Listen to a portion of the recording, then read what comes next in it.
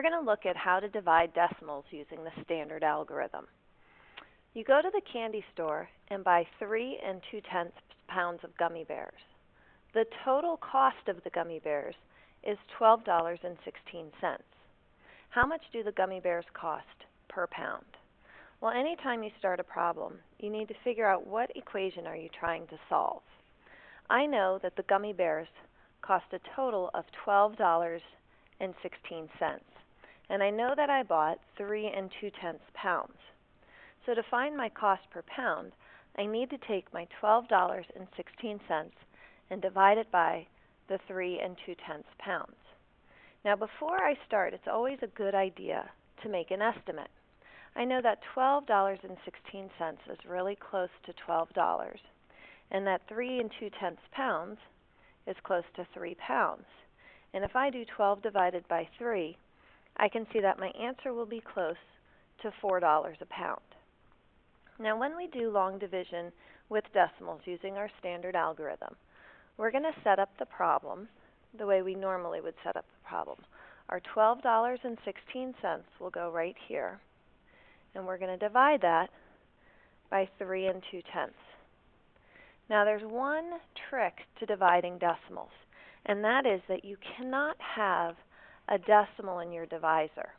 Okay, if you have a decimal in your divisor, we need to do something mathematical to turn this divisor into a whole number.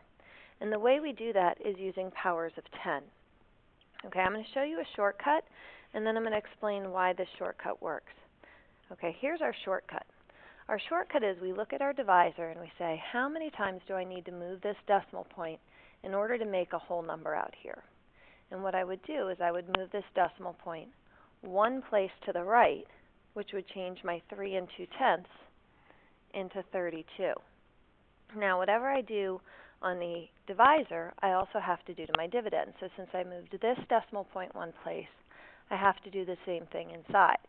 So instead of $12.16, I now have 121 6/10 on the inside. Now this is a rule, and all we did was move our decimal points, but what we really did, if we think about this, is we multiplied by a power of 10. I took 3 2/10 and multiplied it by 10 and got 32.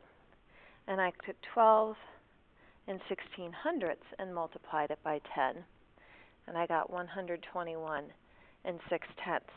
And as long as I do the same thing to my divisor and to my dividend, it's not going to change the quotient. Now once we've moved our decimal points, okay, it's time for us to solve the problem. I'm going to take this decimal point, I'm going to put it right above the bracket because that's where it's going to belong in my answer. And then this is just a regular division problem. 12 cannot be divided by 32. 121 can be divided by 32 3 times. 32 times 3 is 96. So I put my 96 down here, and I'm going to subtract, and I get 25. Now my next step in division is to bring down the 6. Now I'm not going to worry about this decimal while I'm solving the problem. I already have my decimal in my answer. So now I just look at 256 divided by 32, and I know that 256 can be divided by 32 8 times.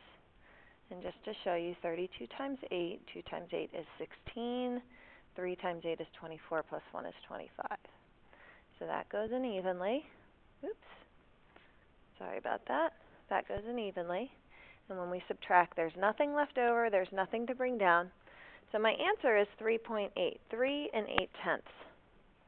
Now let's go back up here for a minute and look at what our question was that we were asked. It says, how much do the gummy bears cost per pound? 3 8/10 doesn't answer that question. I have to change this into a money amount. So the first thing I need is a dollar sign. But 3 and 8 isn't money yet. Remember, money is going to have 2 decimal places. So 3 8/10 is the same as 3 80/100, and 3 80/100 means that the gummy bears cost $3.80 per pound. Okay, let's try another one here. It took Jaden 46 and a half minutes to run 6.2 miles, 6 2/10 miles. If he ran at the same pace, how long does it take Jaden to run each mile? So again, let's start with this equation. I'm going to start with his total amount of time, and I'm going to divide that by the number of miles he ran. And that will tell me how much it took, or how long it took for him to run each mile. Well, let's start with an estimate. I know that dividing it by 6 2/10 miles is very close to dividing it by 6. And what I want to do now is look for a number that's compatible to 6 that's close to 46. And I know that's going to be 48, because 48 divided by 6 gives me 8. So it will take him about 8 minutes per mile. So now let's set up my problem. I have 46.5 minutes divided by 6 2/10 miles. Now remember, rule number 1 says we cannot have a decimal in our divisor. So what I need to do is I'm going to multiply by a power of 10 to make this a whole number. Oops, let me put this back up here. So I'm going to multiply by a power of 10. And what I'm going to do is I'm going to multiply by 1 power of 10, which moves my decimal point 1 place.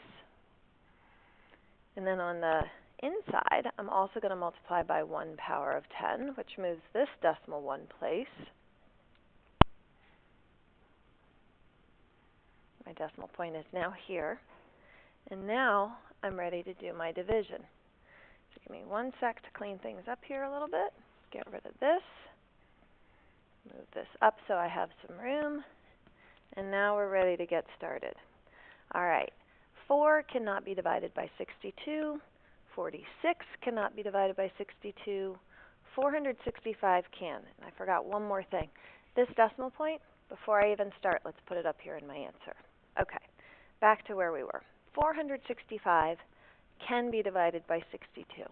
And I think if I look at this, 6 and 46, that's going to go about 7 times, I think. So let's try this. 62 times 7, just to see if we're close. 7 times 2 is 14. 7 times 6 is 42, plus 1 is 43. And that does actually look really close to me. So now let's do some subtraction here. 5 take away 4 is 1. 6 take away 3 is 3. I have 31 left over. Okay, so I picked the right number, but I can't have a remainder with a decimal. Whenever you have a decimal, it's okay to add a 0 to the end of it. Let's go back to our original number here. If I had 46 and 5/10, that's the same as 46 and 50/100. So I can add this 0 to the end, and it really didn't change my number. So I'm going to bring down that 0. I now have 310 divided by 62, which I think is going to go in 5 times. So let's try 62 times 5. 5 times 2 is 10. 5 times 6 is 30, plus 1, 31. Okay, and when I subtract, I get a 0. There's nothing left to bring down. This was a 0, so my problem is done. Now, if I had subtracted and gotten like a 2, then I could have just added another 0 and brought it down, but I don't have to. So here's what we know. We need a label now. Okay, we have 7.5, or 7 5/10, and the question says, how long did it take Jaden to run each mile? Well, we can see that Jaden ran each mile in 7.5 minutes. Okay, so remember, your big idea for dividing decimals is you cannot have a decimal in your divisor. And if you do, you have to move the decimal point in your divisor and then also move the decimal point in your dividend the same number of times.